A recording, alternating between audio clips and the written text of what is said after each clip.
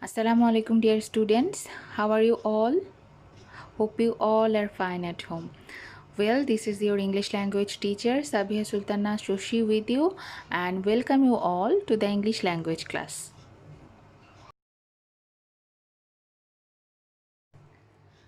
Today our topic is capitalization and punctuation, and this is the second lecture of this topic.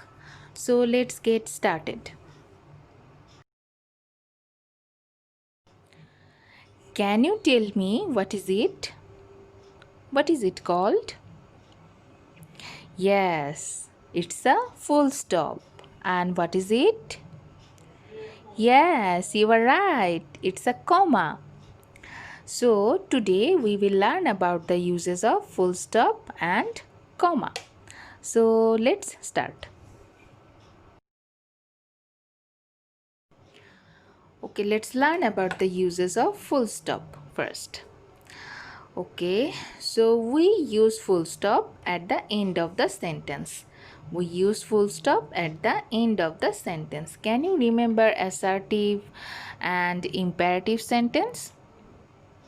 Yes, assertive sentence is also called statement, and assertive sentence tells us about something, and imperative sentence expresses an order, command or request, right?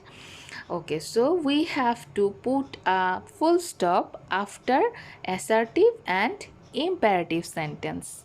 Clear? Okay, let's see the example. I live in Dhaka. It's a statement or it's an assertive sentence, so we use a full stop here. Okay, give me the pen. It's an order, right? So we also use a full stop here. And last one, please give me a glass of water. It's a request, so we use a full stop at the end of the sentence. So we have to use a full stop. We usually use a full stop at the end of the assertive and imperative sentence. Clear? Okay. Now let's learn about the use of question mark or question sign. When do we use this sign? Yes, we use this sign at the end of any question or interrogative sentence. Interrogative sentence always asks a question, right? So we have to put a question mark at the end of interrogative sentence or at the end of any question. For example, what's your name? Where do you live? Do you like math? All these are questions, right?